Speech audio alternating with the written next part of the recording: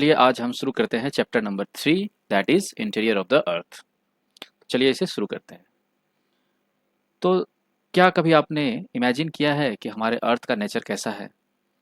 क्या यह solid ball की तरह है, जैसे क्रिकेट बॉल, या फिर यह एक हॉलो बॉल की तरह है जिसके ऊपर रॉक्स का थिक कवर हो, जिसे हम लिथोस्फीयर कहते हैं? कैसा है हमारा अर्थ? सॉलिड बॉल की तरह या हॉलो बॉल की तरह? अंदर से अर्थ किस तरह का है? अर्थ का इंटीरियर हमारा कैसा है? चलिए आगे देखते हैं। क्या कभी आपने ज्वालामुखी को फटते हुए देखा है? वोल्केनिक इरप्शन की इमेजेस, फोटोग्राफ्स कभी आती हैं न्यूज़पेपर्स, मैगजीन्स या टीवी चैनल्स पर। कभी आपने देखा है? क्या कुछ आप याद कर सकते हैं, रिकलेक्ट कर सकते हैं? जैसे कि जब कभी ज्वालामुखी फटता है तो उससे हॉट मोल्टेन लावा बाहर आता है, डस्ट, स्मोक, फायर और मैग्मा, ये सब बाहर आते हैं out of the volcanic crater. आपने ज़रूर देखा होगा, यदि आप रिकलेक्ट करना करेंगे तो आपको ज़रूर याद आएगा। अब इंटीरियर ऑफ द अर्थ को किसी ने नहीं देखा है आज तक, ना कोई इंटीरियर ऑफ द अर्थ पहुंच पाया है और ना ही कभी पहुंच पाएगा। तो इंटीरियर ऑफ द अर्थ के बारे में पता लगाने के लिए हमारे पास इनडायरेक्ट एविडेंसेस हैं। तो इनडायरेक्ट एविडेंसेस के आधार पर ही हम इंटीरियर ऑफ द अर्थ की परिकल्पना कर सकते हैं, इमेजिन कर सकते हैं। ठीक है। और हमारा जो सरफेस ऑफ द अर्थ है, पृथ्वी का जो सतह है, उसका कन्फिग्रेशन लार्जली किसका प्रोडक्ट है? यह हमारे इंटीरियर ऑफ द अर्थ में जितने प्रोसेसेस चल रही हैं उसी का एक प्रोडक्ट है हमारा सरफेस ऑफ द अर्थ। तो हमारा सरफेस ऑफ द अर्थ ये डिपेंडेंट है कि हमारे इंटीरियर ऑफ द अर्थ में क्या क्या प्रोसेसेस ऑपरेट कर रही हैं। अब प्रोसेसेस दो टाइप की होती हैं, exogenic and endogenic. Exogenic process जो हमारे सरफेस ऑफ द अर्थ के ऊपर होती है उसे हम कहते हैं एक्सोजेनिक प्रोसेस। एक्सोजेनिक फॉर्म्ड और occurring on the surface of the अर्थ। और एंडोजेनिक जो हमारे अर्थ के सरफेस के अंदर घटित होती है, उन्हें हम एंडोजेनिक प्रोसेस कहते हैं, फॉर्म्ड और occurring beneath the surface of the earth. ठीक है। तो both exogenic and endogenic processes ये हमारे लैंडस्केप को कॉन्स्टेंटली शेप प्रदान कर रहा है। तो यदि हमें किसी रीजन के physical geographic character that is physiographic character के बारे में पता लगाना है तो इसे हम पता लगाने में हमें एंडोजेनिक प्रोसेसेस को इग्नोर नहीं करना होगा।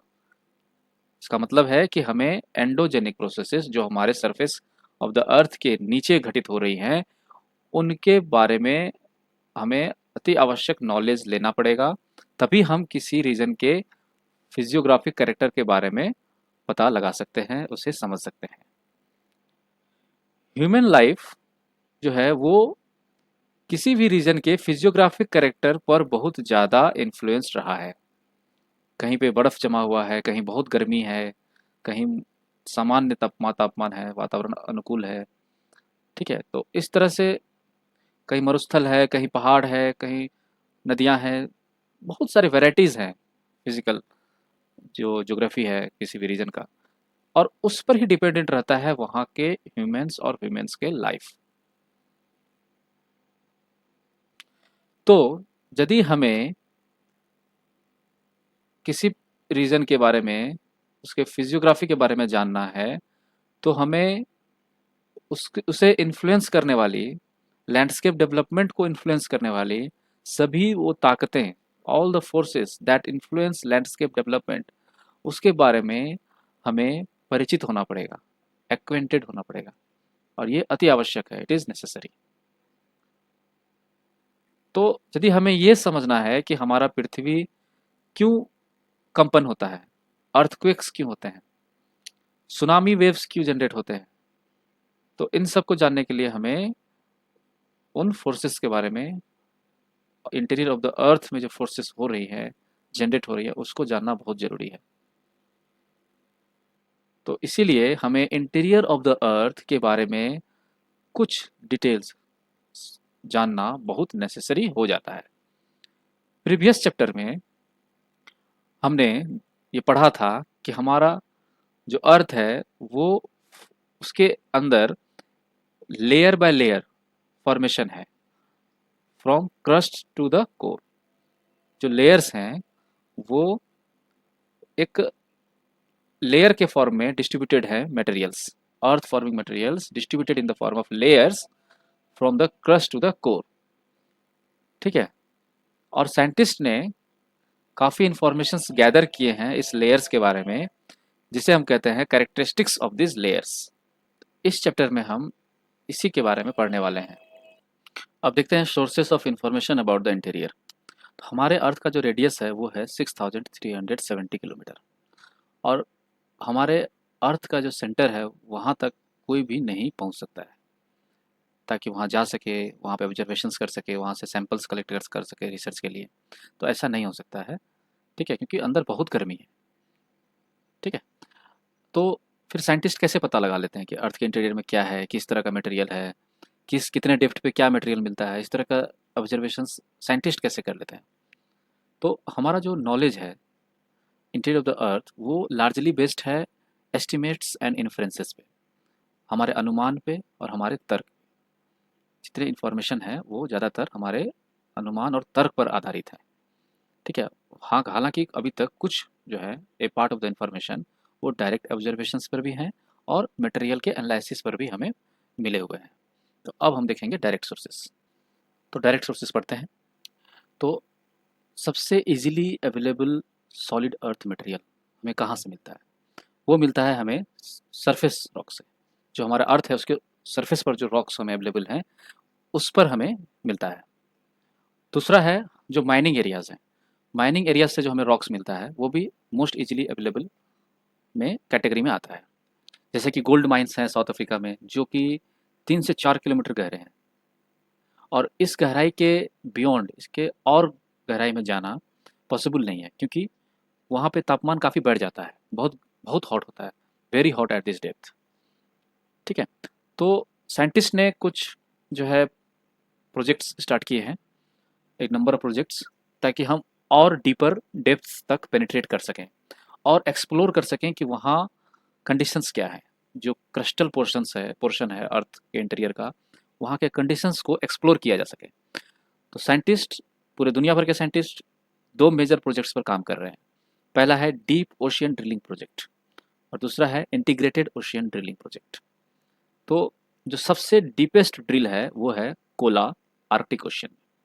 अभी तक हम 12 किलोमीटर की गहराई तक वहाँ पहुँच चुके हैं। तो ये जो डीप ड्रिलिंग प्रोजेक्ट्स हैं इनके थ्रू हमें बहुत सारे इंफॉर्मेशंस मिलते हैं, और एनालिसिस के थ्रू हम जो मटेरियल हमें वहाँ से कलेक्ट होता है उसकी एनालिसिस करते हैं, और फिर हम काफ़ी सारे इंफॉर्मेशंस जो है उससे रिट्रीव करते हैं।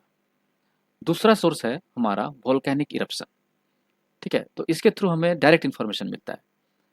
जब भी वोल्केनिक इरप्शन होता है तो उसके अंदर से एक मोल्टेन मटेरियल जिसको मैग्मा कहते हैं वो बाहर निकलता है और हमारे अर्थ सरफेस पर वो अवेलेबल हो रहता है, आ जाता है, अर्थ सरफेस पर वो फ्लो करता है। तो इसी वोल्केनिक इरप्शन के दौरान जो है मैग्मा हमें इजीली अवेलेबल हो जाता है फॉर लेबोरेटरी एनालिसिस के लिए। ठीक है। लेकिन इससे ये पता लगाना बहुत डिफिकल्ट होता है कि ये जो मैग्मा का सोर्स जो है, सोर्स जो मैग्मा यहाँ पे है वो कितने गहराई से आया है, उसका डेप्थ क्या है। तो depth of the source of such magma वो डिफिकल्ट हो जाता है अनुमान लगाना। अब हम देखते हैं इनडायरेक्ट सोर्सेस के बारे में। तो किसी भी मैटर के प्रॉपर्टीज़ को एनालाइज करके हमें इंफॉर्मेशन मिलता है indirectly about the interior of the earth. ठीक है। जैसे कि माइनिंग एक्टिविटी, माइनिंग एक्टिविटी से हमें क्या मिलता है? माइनिंग एक्टिविटी से हमें ये पता चला है कि जैसे जैसे हमारी दूरी सरफेस से बढ़ती है towards the centre of the अर्थ, मतलब हम जितना जैसे जैसे हम अर्थ के अंदर डीपर डेप्थ्स की तरफ हम बढ़ते हैं तो हमारा सरफेस से जो दूरी है वो बढ़ता है। Increasing distance from the surface towards the interior in the deeper depths. तो इससे क्या होता है, टेम्परेचर और प्रेशर पे क्या असर होता है, जैसे जैसे हम अंदर के डीपर जाते हैं अर्थ के, तो वैसे वैसे टेम्परेचर और प्रेशर भी हमारा बढ़ता है। इसका मतलब हुआ कि temperature and pressure increases with increasing distance from the surface. ठीक है, इसलिए अंदर जो है अर्थ के इंटीरियर में टेम्परेचर बहुत ज़्यादा है सरफेस के कंपेरिजन में। तो ये हमें माइनिंग एक्टिविटी से, जब हम 3-4 किलोमीटर अंदर जाते हैं तो देखते हैं कि हमारे सरफेस से टेम्परेचर ज़्यादा है अंदर में, तो इससे हमें ये ट्रेंड पता चला इनडायरेक्टली। ठीक है, और और भी क्या पता चलता है कि डेंसिटी ऑफ द मटेरियल, जो हमारा मटेरियल सरफेस पे अवेलेबल है और जो मटेरियल हमारे डेप्थ में अवेलेबल है, तो उनके डेंसिटी के बारे में भी हमें पता चलता है कि डेप्थ के साथ जो है डेंसिटी ऑफ द मटेरियल भी इंक्रीज करता है। और इन्हीं सब कैरेक्टरिस्टिक्स को पता करके यह संभव हो पाया है, it is possible to find कि इनके कैरेक्टरिस्टिक का रेट ऑफ चेंज क्या है, किस रेट से ये बदल रहे हैं। टेम्परेचर, प्रेशर, डेंसिटी सबका अलग अलग रेट होगा, है ना। तो उनके rate of change of this characteristics भी हमें पॉसिबल हो पाया है टू फाइंड आउट। ठीक है, अच्छा, अब साइंटिस्ट जो हैं वो आ, उनको पता कर लिए हैं कि जो अर्थ का जो टोटल थिकनेस है वो कितना है। तो इसको पता करके साइंटिस्ट ने अनुमान लगाया है, एस्टिमेट किया है कि हमारा जो टेम्परेचर, प्रेशर या डेंसिटी ऑफ मटेरियल क्या होगा एट डिफरेंट डेप्थ्स। अलग अलग डेप्थ पे ये कैरेक्टरिस्टिक्स टेम्परेचर का, प्रेशर का, डेंसिटी का, ये कैसे क्या वैल्यू अटेन करेगा, ये साइंटिस्ट पता लगा लेते हैं। ठीक है, तो अब हम देखते हैं अनदर सोर्स ऑफ इंफॉर्मेशन है हमारा इनडायरेक्ट सोर्स में मेटियोर्स। मेटियोर्स जब हमारे धरती पर पहुंचते हैं, जब वो धरती के सरफेस को टच करते हैं, जब पहुंचते हैं, तो हम क्या करते हैं कि मटेरियल्स का, इसका जो मटेरियल है जिससे बना हुआ है उसका एनालिसिस करते हैं। ठीक है, लेकिन मटेरियल्स तो हमारे अर्थ के इंटीरियर में एग्जिस्ट नहीं करते हैं, फिर हम इसका स्टडी क्यों करते हैं। ये तो बाहर से आया हुआ मटेरियल है, हमारे इंटीरियर ऑफ द अर्थ से तो ऑब्टेंड नहीं किया गया है इसको। हम इसलिए मटेरियल्स का स्टडी करते हैं क्योंकि जो मटेरियल और स्ट्रक्चर जो मटेरियल्स का होता है वो काफ़ी सिमिलर होता है to that of the earth. तो जो सॉलिड बॉडीज़ जिससे जो डेवलप्ड है, किसी मटेरियल से बनी हुई हैं, और वो सेम है और सिमिलर है हमारे प्लैनेट के हिसाब से, तो हम इनका स्टडी करेंगे तो हमें अपने प्लैनेट के स्टडी में एज ए इनडायरेक्ट सोर्स ये काम करता है। तो ये हो गया हमारा another source of information about the interior of the earth, meteors. अब हम और भी इनडायरेक्ट सोर्सेज हैं उनके बारे में देख लेते हैं। तो अदर इनडायरेक्ट सोर्सेज में और आते हैं, जैसे कि ग्रेविटेशन हो गया, ठीक है, गुरुत्वाकर्षण, मैग्नेटिक फील्ड, सेस्मिक एक्टिविटी मतलब भूकंप संबंधी जो गतिविधियां हैं वो। तो पहला देखते हैं ग्रेविटेशनल फोर्स। ग्रेविटेशन से वो जो है ग्रेविटेशनल फोर्स जी, वो सेम नहीं होता है हर जगह, डिफरेंट लैटिट्यूड्स पे वो डिफरेंट डिफरेंट वैल्यूज होता है उसका on the surface of the earth. ठीक है, जैसे कि पोल्स के नियर ज़्यादा होगा और इक्वेटर के नज़दीक ये कम होगा। हमारा अर्थ जो है ना, पोल्स के नज़दीक जो है फ्लैट एंड है, और इक्वेटर के नज़दीक जो है थोड़ा बल्ज्ड है वो। तो जिससे क्या होता है कि पोल्स की दूरी हमारे सेंटर ऑफ द अर्थ से वो कम हो जाती है और इक्वेटर की दूरी हमारे सेंटर ऑफ द अर्थ से ज़्यादा हो जाती है। इसीलिए पोल्स पे दूरी कम हो जाती है तो ग्रेविटेशनल फोर्स बढ़ जाता है, इक्वेटर पे दूरी बढ़ जाती है तो ग्रेविटेशनल फोर्स दूरी बढ़ने के कारण हमें कम हो जाता है ग्रेविटेशनल फोर्स। तो जो ग्रेविटी वैल्यू जो होती है वो मास ऑफ द मटेरियल पर भी डिपेंड करता है। तो मास ऑफ द मटेरियल के अकॉर्डिंग वो डिफर करता है। ठीक है, हमारे अर्थ के इंटीरियर में जो मटेरियल का जो डिस्ट्रीब्यूशन है वो इवन नहीं है, अनइवन है। तो मटेरियल का जो मास हुआ वो भी हमारे with in the earth uneven होगा, हर जगह बराबर डिस्ट्रीब्यूशन नहीं है। तो बराबर डिस्ट्रीब्यूशन नहीं है इसका मतलब है कि जो ग्रेविटेशनल फोर्स हम सरफेस पर जो एक्सपीरियंस करेंगे वो हमें बराबर नहीं मिलेगा, वो भी अनइवन मिलेगा हमें। तो डिफरेंट प्लेसेस पे डिफरेंट रीडिंग मिलेगी ग्रेविटी की। इसका मतलब ग्रेविटी जो है वो इन्फ्लुएंस्ड होता है मैनी अदर फैक्टर्स। ठीक है, तो होता क्या है कि जो हमारा एक्सपेक्टेड जो वैल्यू होता है उससे एक्चुअल जो वैल्यू है वो डिफर कर जाता है। तो इसी जो ये जो डिफरेंस होती है ना, इसको हम लोग कहते हैं ग्रेविटी एनोमेली। इसी डिफरेंस की स्टडी करते हैं ग्रेविटी एनोमेली। तो ग्रेविटी एनोमेलीज हमें इंफॉर्मेशन देता है about the distribution of mass. जहाँ ग्रेविटी ज़्यादा होगी हम ये पता लगाएंगे कि वहाँ जो मास है मटेरियल का वो ज़्यादा है। जो हमारा क्रस्ट है अर्थ का उसके अंदर material, mass of the material का क्या डिस्ट्रीब्यूशन है, ये इन्फॉर्मेशन हमें ग्रेविटी एनोमेलीज से मिल जाता है। अब आगे है मैग्नेटिक मैग्नेटिक फील्ड। मैग्नेटिक सर्वे से भी हमें इन्फॉर्मेशन मिलता है इसी तरह से कि हमारा मैग्नेटिक मटेरियल जो क्रिस्टल पोर्शन है अर्थ का, उसके अंदर मैग्नेटिक मटेरियल का क्या डिस्ट्रीब्यूशन है, किस तरह से डिस्ट्रीब्यूटेड है वो। तो ये हो गया मैग्नेटिक सर्वे, इनडायरेक्ट सोर्स हो गया।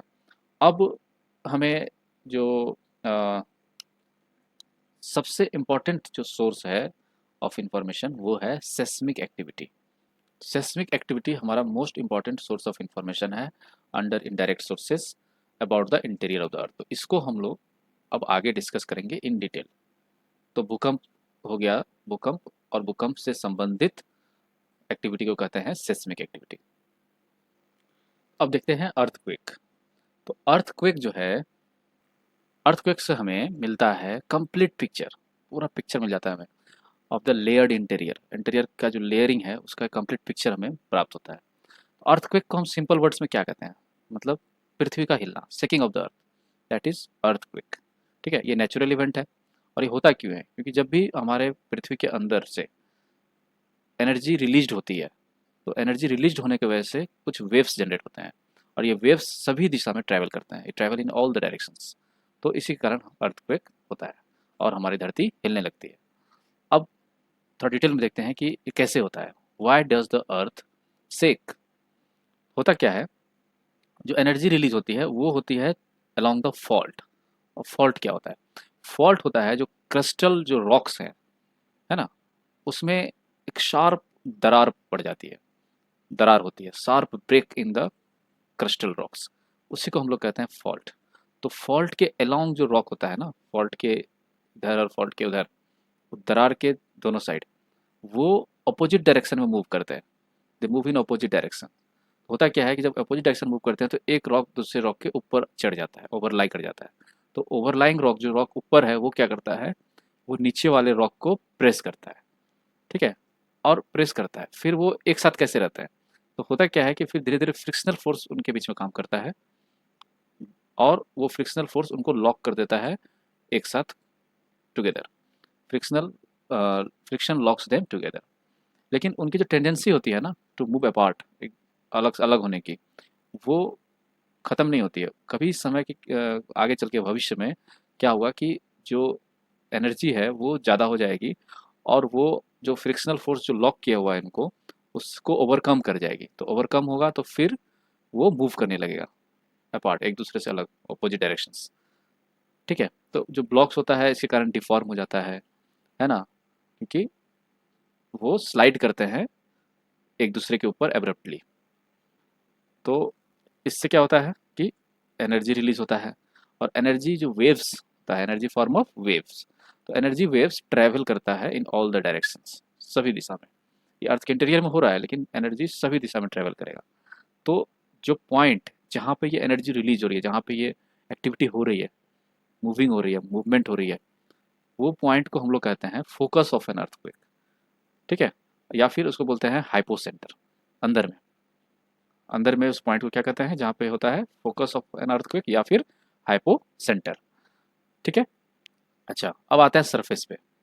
धीरे धीरे क्या होता है, वेव्स ट्रैवल करती है सभी दिशा में, और वो वेव्स ट्रैवल करके सरफेस पर पहुंच जाती है, अर्थ सरफेस जिस पर हम लोग लाइफ एग्जिस्ट कर रहा है। अब हम सरफेस, सरफेस पर वो पॉइंट जो फोकस, जो इंटीरियर पॉइंट है, उससे सबसे नज़दीक पॉइंट जो होता है सरफेस पे, उसको हम लोग बोलते हैं एपिसेंटर, है ना, the point on the surface nearest to the focus. ठीक है, तो हम ये कह सकते हैं कि एपिसेंटर जो होता है वो सबसे पहला पॉइंट होता है सरफेस पे, जो इन वेव्स को महसूस करता है, first one two experience the waves. ठीक है, और ये पॉइंट जो है, ये हमारा जो फोकस है जो इंटीरियर ऑफ द अर्थ में है, उसके डायरेक्टली ऊपर होता है। It is a point directly above the focus. ठीक है, तो एपिसेंटर देख लिए, hypocentre, hypocentre inside the earth, epicentre on the surface of the अर्थ। अब हम अर्थक्वेक वेव्स के बारे में पढ़ते हैं। तो सारे जो नेचुरल अर्थक्वेक्स होते हैं वो कहाँ टेक्स प्लेस करते हैं, वो करते हैं लिथोस्फीयर में होते हैं। ठीक है, लिथोस्फीयर में ही सारे नेचुरल अर्थक्वेक्स अकर करते हैं। लिथोस्फीयर क्या है, लिथोस्फीयर हुआ हमारा वो पोर्शन ऑफ डेप्थ जो सरफेस से 200 किलोमीटर नीचे, इतने डेप्थ को हम लोग कहते हैं लिथोस्फीयर। ठीक है, portion of the depth up to 200 kilometre from the surface of the earth. एक इंस्ट्रूमेंट होता है जिसको कहते हैं सिस्मोग्राफ। ये क्या करता है? ये रिकॉर्ड करता है वेव्स रीचिंग द सरफेस। जो वेव्स हमारे सरफेस पे आ रहे हैं उसको ये रिकॉर्ड करता है। ठीक है, तो अर्थक्वेक का जो वेव्स है वो कर्व्स के फॉर्म में रिकॉर्ड होता है सिस्मोग्राफ पे। और ये जो कर्व्स होते हैं उसमें डिस्टिंक्ट सेक्शंस होते हैं, अलग अलग सेक्शंस हैं, जिसमें अलग अलग सेक्शन में अलग अलग टाइप के वेव पैटर्न्स हमें रिकॉर्ड होती है। ठीक है, तो अर्थक्वेक वेव्स जो है वो दो टाइप्स के होते हैं। एक होता है बॉडी वेव्स, दूसरा होता है सरफेस वेव्स। बॉडी वेव्स जो होता है वो जनरेट होता है due to release of energy at the focus. Focus पर जब एनर्जी रिलीज होता है अंदर में तो बॉडी वेव्स क्रिएट होता है। ये body waves moves in all directions, सारे डायरेक्शंस में वो ट्रेवल करता है through the body of the earth. Earth के बॉडी के अंदर से होते हुए वो सारे दिशा में ट्रेवल करता है, इसलिए इसका नाम क्या रखा गया है? Body waves. अच्छा, बॉडी वेव्स फिर इंटरेक्ट होता है आगे चल के सरफेस रॉक्स को। सरफेस रॉक्स तक जब वो पहुंचता है तो वहां पे पहुंचने के बाद एक नया टाइप का वेव्स जनरेट होता है, उसको कहते हैं हम लोग सरफेस वेव्स। ठीक है, और ये वेव जो है ये सरफेस के अलॉन्ग मूव करती है। बॉडी वेव्स अंदर से सरफेस की तरफ, और सरफेस वेव्स जो है वो फिर मूव करता है अलोंग द सरफेस। जो अर्थ का जो सरफेस है उसके अलोंग मूव होता है। तो वेलोसिटी जो होता है वेव्स का वो चेंज करता है जब ये ट्रेवल करता है अलग अलग मटेरियल के थ्रू। ठीक है, यदि अलग अलग मटेरियल है उसकी अलग अलग डेंसिटी है तो उसके थ्रू जो वेलोसिटी होगी इनका ट्रेवलिंग का वो अलग अलग होगा। जैसे कि जितना डेंसर होगा मटेरियल उतना वेलोसिटी ज़्यादा होगा उसमें। ठीक है, अच्छा, अब ये लोग वेव्स जो है अपना डायरेक्शन भी चेंज करते हैं, क्योंकि कहीं उनका रिफ्लेक्शन होता है कहीं रिफ्रैक्शन होता है। जो रिफ्लेक्शन एंड रिफ्रैक्शन उनका डायरेक्शन में चेंजेस आते हैं जब वे पार करते हैं मटेरियल्स विथ डिफरेंट डेंसिटीज। ठीक है, ये देखिए ये फिगर में दिखाया गया है earthquake waves, P waves, S waves और ये है सरफेस वेव्स। तो there are two types of body waves. पहला है पी वेव्स, दूसरा है एस वेव्स। ठीक है, और दूसरा टाइप का वेव्स हो गया सरफेस वेव्स। तो body waves, P A waves, S waves, and दूसरा हो गया सरफेस वेव्स जो सरफेस पे करता है। तो पी वेव्स के बारे में देखते हैं। पी वेव जो होता है as compare to S wave वो फास्टर मूव करता है, और सबसे पहला वेव जो हमारे सरफेस को स्ट्राइक करता है वो होता है पी वेव्स। पी वेव्स हमारे सरफेस को सबसे पहले स्ट्राइक करता है, इसलिए इसको बोलते हैं हम लोग प्राइमरी वेव्स। और ये साउंड वेव्स की तरह होता है, it is similar to the sound waves. और क्या कैरेक्टरिस्टिक है इसकी? ये ट्रेवल कर सकता है through gaseous, liquid and solid materials. तीनों टाइप के मटेरियल्स से ये ट्रेवल कर सकता है। This is important characteristics. अब क्या होता है? उसके बाद आता है हमारा एस वेव्स। पी वेव्स के कुछ देर बाद एस वेव्स आता है जो हमारे सरफेस को स्ट्राइक करता है, लेकिन पी वेव्स और एस वेव के बीच में थोड़ा सा टाइम लैग होता है ना, गैप होता है। इसीलिए इसको बोलते हैं हमारे सेकेंडरी वेव्स, क्योंकि ये प्राइमरी वेव्स के बाद आता है। और एक इम्पॉर्टेंट फैक्ट है एस वेव्स के बारे में कि S waves can only travel through solid materials. ये गैसियस या लिक्विड मटेरियल से ट्रेवल नहीं कर सकता, ये सिर्फ सॉलिड मटेरियल्स के थ्रू ट्रेवल होता है। ये इंपॉर्टेंट कैरेक्टरिस्टिक्स है एस वेव्स की। ठीक है, तो इसी कैरेक्टरिस्टिक के कारण साइंटिस्ट को काफ़ी मदद मिला है to understand structure of the interior of the earth. ठीक है, रिफ्लेक्शन से क्या होता है? वेव्स रिबाउंड होती है, मतलब 180 डिग्री शिफ्ट हो जाता है ना, सीधा जा रहे हैं फिर उल्टा वापस आ गए, इस तरह का। तो ये होता है रिफ्लेक्शन। जैसे लाइट के केस में होता है उसी तरह वेव्स के केस में भी होता है रिफ्लेक्शन। रिफ्रैक्शन में क्या होता है कि 180 डिग्री डायरेक्शन चेंज नहीं होता है उसका, उसका थोड़ा सा डायरेक्शन चेंज होगा। ठीक है, तो एक डिफरेंट डायरेक्शन मूव करने लगेगा, सेम पाथ पे रिबाउंड नहीं होगा, उसका डायरेक्शन बदल जाएगा। तो ये होता है due to diffraction of waves. ठीक है, तो ये जो वेरिएशन है डायरेक्शन ऑफ वेव्स, इससे हमें मदद मिलता है। ठीक है, from the record of seismograph. Seismograph के मदद से हमारा पता चल जाता है कि डायरेक्शन ऑफ वेव्स का क्या वेरिएशंस है। अलग अलग हर जगह सिस्मोग्राफ इंस्टॉल्ड रहते हैं। सरफेस वेव्स जो होता है वो सबसे अंतिम में आता है। पहले प्राइमरी वेव्स, फिर सेकेंडरी वेव्स, ये दोनों बॉडी वेव्स हो गए, उसके बाद आएगा हमारा surface waves. It is the last to report. Seismograph पे सबसे लास्ट में ये शो होता है। ठीक है, तो ये वेव्स जो होती है ना ये बहुत डिस्ट्रक्टिव होती है, they are more destructive than PNS waves. क्योंकि इससे सरफेस वेव्स से क्या होता है, ये ट्रैवल करता है सरफेस के अलावा, तो इससे जो होता है ना रॉक्स का डिस्प्लेसमेंट होता है ना, due to its travel on the surface of the earth. तो रॉक्स डिस्प्लेस हो जाती हैं इधर से उधर।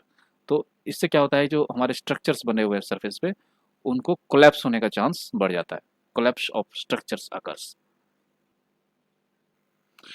चलिए अब देखते हैं propagation of earthquake waves. Earthquake waves का जो प्रोपेगेशन होता है वो किस तरह से होता है, किस तरह वो कैसे प्रोपेगेट करते हैं डिफरेंट वेव्स। तो different types of earthquake waves they travel in different manners, अलग अलग तरीके से ट्रेवल करते हैं, ठीक है। और जब भी वो मूव करते हैं या प्रोपेगेट करते हैं तो वो जिस भी बॉडी से मूव करते हैं उसमें वाइब्रेशंस पैदा करते हैं। जैसे यहाँ पर सारे वेव्स जो जब भी रॉक्स से जब मूव करते हैं तो वो रॉक्स में वाइब्रेशंस पैदा करते हैं, ठीक है। पी वेव्स, प्राइमरी वेव्स जो है वो वाइब्रेट करता है parallel to the direction of the wave.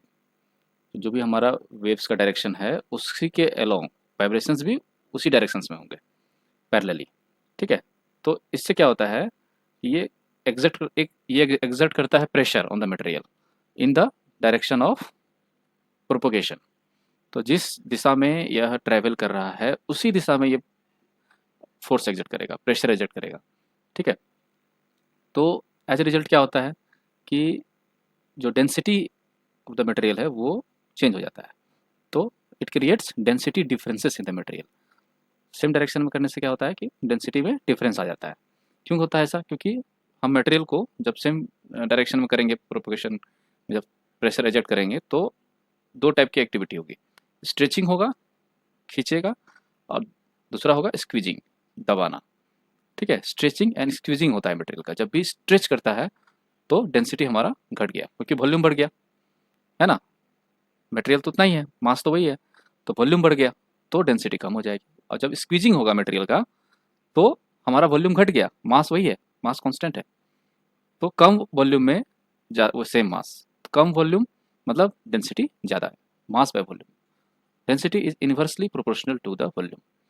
तो इस कारण से डेंसिटी डिफरेंसेस आते हैं मटेरियल में, है ना, प्रोपोगेशन ऑफ पी वेव्स के कारण, प्राइमरी वेव्स के कारण, क्योंकि उनका जो वाइब्रेशंस है वो पैरेलल टू द प्रोपोगेशन होता है। अब बाकी बचे तीन वेव्स, ठीक है। बाकी जो थ्री वाइब्रेशंस हैं वो वाइब्रेट करते हैं perpendicular to the direction of propagation, ठीक है।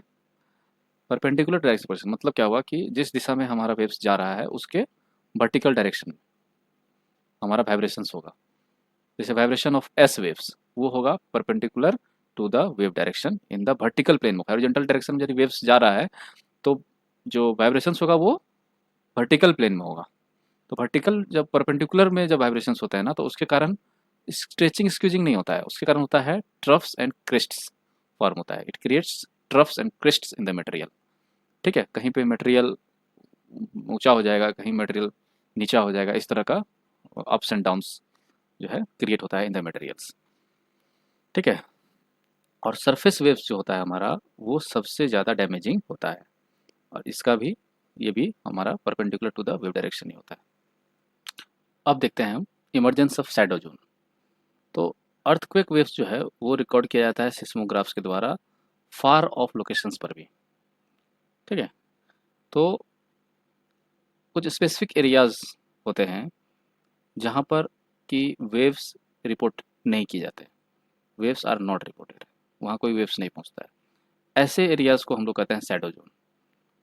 तो अब डिफरेंट इवेंट्स की स्टडी के बाद यह पता चला है कि जो प्रत्येक जो अर्थक्वेक होता है, भूकंप होता है, उसके साथ कुछ डिफरेंट डिफरेंट शैडो जोन्स भी ऑल टुगेदर एग्जिस्ट करती है। सभी अर्थक्वेक के साथ ऐसा है, ठीक है। फिगर 3.2 में हम देखेंगे कि shadow zones of P and S waves. ये देखिए, ये है figure 3.2, P wave shadow zone इस तरह से है और नीचे है एस वेव शैडो जोन। ये देखिए, इसके बारे में हम अभी पढ़ेंगे। Earthquake shadow zones figure 3.2 A and B. तो ऐसा स्टडी किया गया है कि जो सिस्मोग्राफ्स हैं जो लोकेटेड है at a distance within 105 degree from the epicenter, epicenter से 105 डिग्री तक, ठीक है, they record arrival of both S and P waves, ठीक है। जबकि seismographs located beyond 145 degree, 145 degree के बाद फ्रॉम द एपिसेंटर, उनमें जो है सिर्फ पी वेव्स रिकॉर्ड होता है और कोई एस वेव्स रिकॉर्ड उसमें नहीं हो रहा है उन सिस्मोग्राफ्स में, ठीक है। तो a zone between 105 degree and 145 degree from epicenter, इसको आइडेंटिफाई किया गया है the shadow zone for both the types of waves, दोनों के लिए, P waves and S waves, 105 degree और 145 के बीच में। And the entire band beyond 105 degree does not receive S waves, और एस वेव्स तो 105 डिग्री के बाद रिसीव होता ही नहीं है। ठीक है। अच्छा, तो the shadow zone of S wave जो होता है वो बहुत ज़्यादा बड़ा है then the shadow zone of P waves. ठीक। शैडो जोन जो है पी वेव्स का, वो अपीयर करता है as a band around the earth between 105 degree and 145 degree away from the epicentre. And shadow zone of S wave सिर्फ वो बड़ा ही नहीं है, बल्कि एस वेव का जो शैडो जोन है वो हमारे टोटल अर्थ सरफेस का 40% एरिया कवर करता है। ठीक है। तो इस तरह से यदि हमें किसी भी अर्थक्वेक का एपिसेंटर पता हो तो हम उसका शैडो जोन बना सकते हैं। ठीक है। तो अब हम थोड़ा सा शैडो जोन को देख लेते हैं। ये है P wave shadow zone. P wave shadow zone epicentre से 105 डिग्री ऑन बोथ साइड्स। ठीक है, यहाँ दोनों वेव्स हमें रिसीव होंगे up to 105 degree, both P waves and S waves. अच्छा, अब देखते हैं एस वेव का। देखते हैं एस वेव के केस में क्या है कि एस वेव्स 105 डिग्री के बियॉन्ड रिसीव नहीं होते हैं। ये देखिए, ये जो ब्लैक कलर का है ये पूरा बड़ा है, और हमने देखा था कि S wave shadow zone is much larger than P wave shadow zone. तो पहले एस वेव इजी है, इसको देख लेते हैं। सिंपल भी है कि 105 डिग्री के बियॉन्ड सारा एरिया जो है 40% ऑफ द अर्थ सरफेस ये एस वेव शैडो जोन के अंदर आ गया। और ऐसा क्यों है? क्योंकि जो एस वेव्स होता है ना वो ओनली सॉलिड पार्टिकल से ही, सॉलिड मटेरियल से ही पास करता है। हमारा जो कोर होता है वो लिक्विड स्टेट है, मोल्टेन स्टेट में है। तो क्योंकि आगे जो जितने भी वेव्स हैं जो कोर के थ्रू पास होते हैं वो कम्प्लीटली डिसअपियर हो जाते हैं, क्योंकि लिक्विड से एस वेव्स ट्रेवल नहीं होगा, ओनली सॉलिड मटेरियल से, जिसके कारण ये कोर का जो शैडो है ये शैडो बन जाता है पूरा, और S wave shadow zone formation हो जाता है। अब आते हैं हम पी वेव के लिए। पी वेव 105 डिग्री तक तो कोई बात ही नहीं है, P waves and S waves दोनों हमें रिसीव होंगे। अब पी वेव्स की खासियत ये थी कि ये सॉलिड, लिक्विड और गैसियस तीनों मोड से ट्रैवल कर सकता है। तो ये कोर से ट्रैवल करेगा, कोर से ट्रैवल होता है। ठीक है। जो वेव है जो कोर के एज को टच करके जो जा रहा है वो तो अनअफेक्टेड निकल जाएगा, लेकिन जो नेक्स्ट वेव जो कोर के थ्रू पास करेगा उसमें रिफ्रैक्शंस अकर होते हैं। ड्यू टू रिफ्रैक्शंस, है ना, different refractions throughout the core, जब ये कोर से फिर बाहर आता है तो उसका लोकेशन काफ़ी पहले से जो है वो डिफरेंट प्लेस पर बाहर आता है। जो एक्चुअली सीधा वो आता वो नहीं होता, ये रिफ्लेक्ट हो जाता है अपने पाथ से, और फिर ये हमारे सरफेस पे रिसीव होता है। तो ये जो लास्ट वेव जो हमारे कोर को टच कर रहा है और फर्स्ट वेव जो हमारे कोर के थ्रू जा रहा है, इसके बीच में एक एरिया गैप हो जाता है। तो यही एरिया जो है ना, इस यही बनाता है हमारा पी वेव शैडो जोन। उसके बाद सारे वेव्स कोर से पास करेंगे और हमें रिसीव होंगे। फिर एक ऐसा वेव आएगा जो लास्ट वेव होगा कोर से पास करने वाला, और उसका उसके बीच में, और जो उसके बाद जो वेव होगा, जो फर्स्ट वेव होगा जो कोर से पास नहीं कर रहा है ना, तो उसके बीच में फिर यहाँ पर एक अलग से पी वेव शैडो जोन मिलेगा। तो दो side P wave shadow zone हमें फॉर्मेशन होता है, और ये एस वेव शैडो जोन के हिसाब से उतना लार्जर नहीं है, शॉर्टर है उससे, और दोनों साइड अकर करता है। ठीक है। एस वेव कंटिन्यूस है शैडो जोन, और पी वेव शैडो जोन जो है वो डिसकंटिन्यूस टाइप का है। ठीक है। तो 105 डिग्री से 145 डिग्री के बीच में हमारा P wave shadow zone, and S wave shadow zone भी यहाँ पे है, ये कॉमन एरिया हो गया।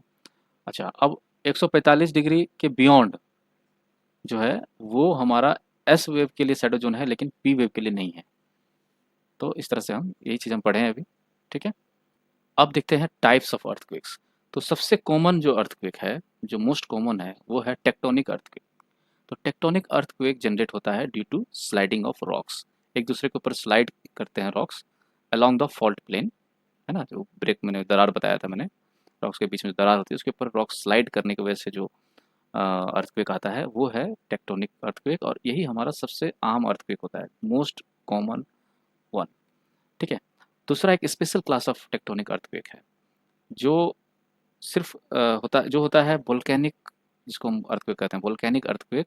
और ये कन्फाइंड होते हैं उन एरियाज में जहाँ पे एक्टिव वोल्केनिज एग्जिस्ट करते हैं। तो वोल्केनिक इरप्शन जब होता है तो उसके वजह से स्लाइडिंग ऑफ रॉक्स होता है, तो उसको हम कहते हैं वोल्केनिक अर्थक्वेक। अब हमारा अब तीसरा टाइप का अर्थक्वेक होता है जो जहाँ पे एरियाज जहाँ पे इंटेंस माइनिंग एक्टिविटी होती है। वहाँ पे क्या होता है, जो अंडरग्राउंड माइंस का जो रूफ्स होता है वो कभी कभी कोलैप्स कर जाता है। तो कोलैप्स करने से क्या होता है कि कुछ झटके महसूस किए जाते हैं, माइनर ट्रेमर्स, है ना। तो इसको हम लोग बोलते हैं कोलैप्स अर्थक्वेक्स। ठीक। अब चौथा तरह का अर्थक्वेक होता है जिसमें कि due to explosion of chemical और न्यूक्लियर डिवाइसेस।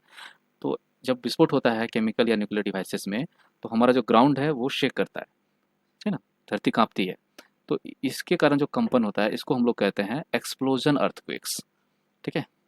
अब पांचवा तरह का जो अर्थक्वेक है वो होता है उन एरियाज में जहाँ पे लार्ज रिजर्वायर्स हैं, जहाँ पे बांध बनाए हुए हैं, पानी को इकट्ठा किया हुआ है, लार्ज रिजर्वायर्स।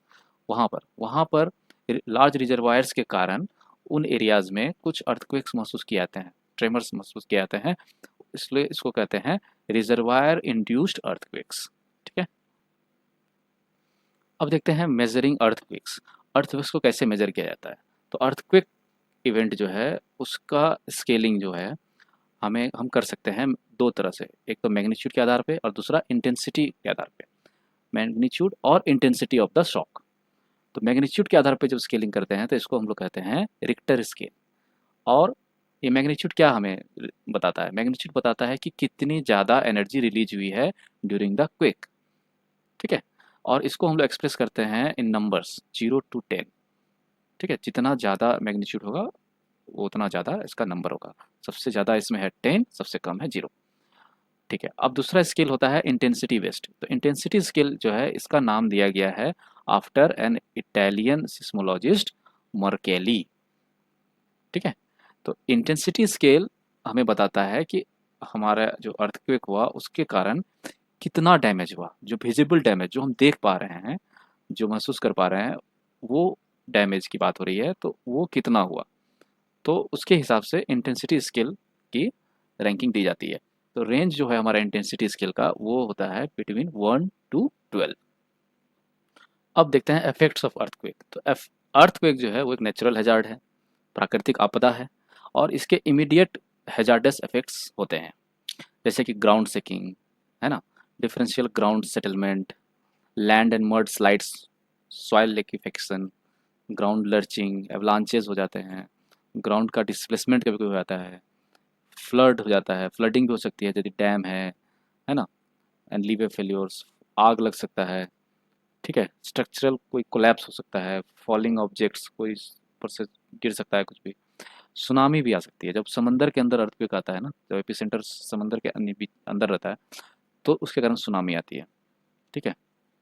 पहले जो छः हैं अप टू एवलांचेस, ये होते हैं लैंड फॉर्म्स पे, जबकि बाकी सब जो है उसका सीधा प्रभाव होता है to the life and properties of the people. ठीक है। अच्छा, अब सुनामी जो है, इफेक्ट ऑफ सुनामी वो होता है तभी जब एपिसेंटर ऑफ द ट्रेमर जो है वो ओशियनिक वाटर्स में हो और मैग्नीट्यूड भी सफिशिएंटली हाई होनी चाहिए। सुनामी वेव्स जनरेट होता है बाय द ट्रेमर्स, जो कंपन होता है उसके कारण, और not the earthquake in itself. सिर्फ अर्थक्वेक कारण नहीं होता है, अर्थक्वेक के कारण ट्रेमर्स के कारण जो वेव्स जनरेट होते हैं उसके कारण सुनामी आता है। तो एक्चुअल जो क्वेक है वो कई सेकेंड्स तक लास्ट कर सकते हैं। ठीक है। सेकेंड्स तक उनकी एक्टिविटी लास्ट कर सकती है। और जो इफेक्ट्स होते हैं वो बहुत भयानक हो सकते हैं, डिवास्टेटिंग, प्रोवाइडेड कि उसका जो मैग्नीट्यूड है अर्थक्वेक का वो 5 से ज़्यादा हो ऑन द रिक्टर स्केल। अब हम देखते हैं कुछ pictures related to the earthquake, famous earthquakes. ये देखिए, पहला पिक्चर है view of destruction caused by tidal waves in Marina Beach, India. अब ये दूसरा है a view of destruction caused by tidal waves in Thailand. देखिए गाड़ी उड़ी सब ऊपर एक के ऊपर एक आ गए हैं। तीसरा है people walk through debris of their houses destroyed by the tidal waves on coastal area in Colombo, Sri Lanka. ठीक है, ये हो गया tsunami type. A view of destruction caused by tidal waves in Indonesia. Tidal waves जहाँ भी हो सुनामी समझिए, ये चारों सुनामी के कारण हुआ है। अब हम देखते हैं कि फ्रीक्वेंसी ऑफ अर्थक्वेक अकरेंसेस। मतलब कितने-कितने दिन पर अर्थक्वेक्स आते हैं, ठीक है? अर्थक्वेक जो है नेचुरल हैज़ार्ड है और उसका ट्रेमर जो है वो हाई मैग्नीट्यूड का जब होता है तो ये काफ़ी डैमेज पहुंचाता है to the life and property of the people. लेकिन अर्थक्वेक ज़रूरी नहीं है कि पूरे विश्व में, मतलब जो हमारा पृथ्वी है उस पर सभी पार्ट्स में अर्थक्वेक के मेजर शॉक्स आए। तो हम जो डिस्ट्रीब्यूशन है अर्थक्वेक्स एंड वोल्केनोज का उसको हम नेक्स्ट चैप्टर में डिस्कस करेंगे। और जो कंपन है ऑफ हाई मैग्नीट्यूड, जो क्वेक्स हैं of high magnitude that is 8 plus, मतलब 8 टू 10, वो बहुत रेयर होते हैं, दे आर क्वाइट रेयर। और वो साल में 1 से 2 साल में एक बार ही महसूस किए जाते हैं। वेयर जो टीनी टाइप्स जो अर्थक्वेक्स हैं वो तो हर मिनट आते रहता है, ये अगर ऑलमोस्ट एवरी, लेकिन हमें पता नहीं चलता है कि बहुत कम मैग्नीट्यूड के होते हैं। हो गया। यहाँ पे देखिए पिक्चर में व्यू दिखा है, damaged Aman Setu at the LOC line of control इन उड़ी ड्यू टू एन अर्थक्वेक। ये रहा। तो अब हम आगे पढ़ेंगे स्ट्रक्चर ऑफ द अर्थ।